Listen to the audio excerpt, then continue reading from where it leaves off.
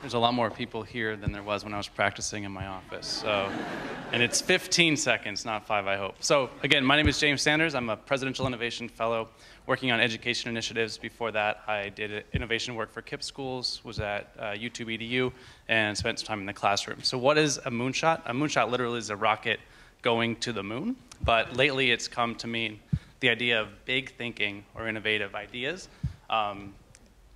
Huge change. So let's talk about some examples. If we were going to talk about going to the moon and improving rocket technology incrementally, that would not be moonshot thinking. However, if we built a space elevator to get us to the moon, that would now be moonshot thinking. Another example would be Project Loon. At Google, they're putting up balloons into the sky to beam down internet to remote places of the world that don't have access. Elon Musk has this idea of a high-speed looping train that would go from LA to San Francisco in 30 minutes.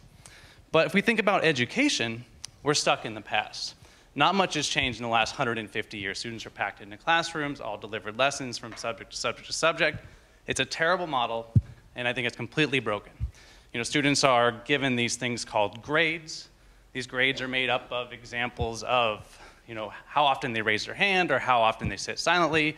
Did they get their homework signed by their parents? Did they come into school on time? And maybe a few tests, testing that random stuff that the teacher spewed at them all at one time. And I'm guilty of it as a teacher. You know, students are grouped by their manufacturing date when they're born.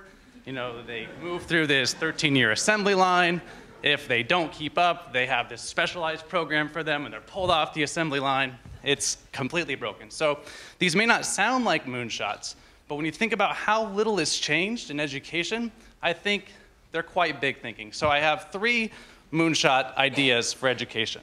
Number 1, I think we should completely eliminate the idea of grades. A through F is broken.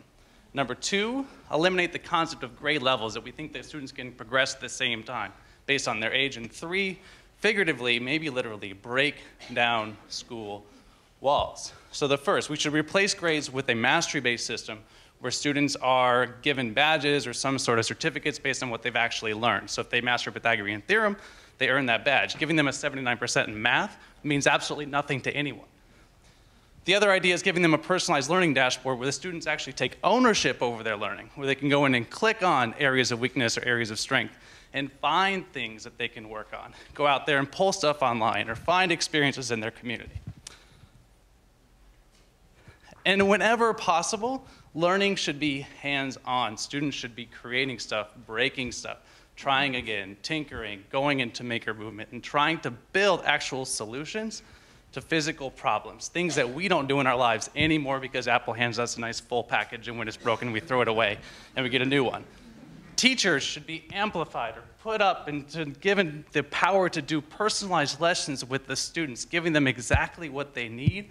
When they need it, they should be at their side, not at the front of the room giving ignites or basically spewing out information that students aren't ready for. It should be interdisciplinary in nature. At High Tech High, all the project-based learning is requiring students to leverage all the learning they're doing in art, science, and putting it together.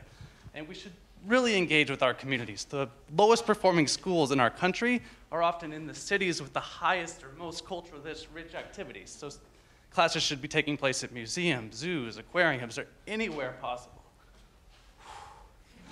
And students should have maybe a required core set of skills that they get done at the school and then be able to pull together different experiences online or maybe at a local writing center and have ownership over being able to curate their own learning experiences, not saying that this is a one-size-fits-all.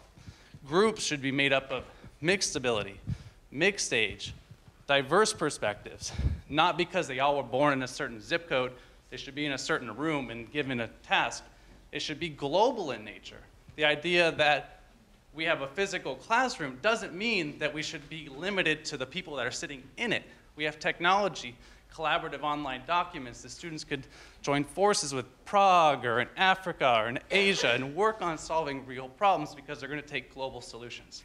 And the students should be allowed to be engaged in their work, not forced to sit there and consume. They should participate, create, interact. And I think it's up to us to give them the skills that they need if they're going to go on to solve the problems that we've created for that. So thank you.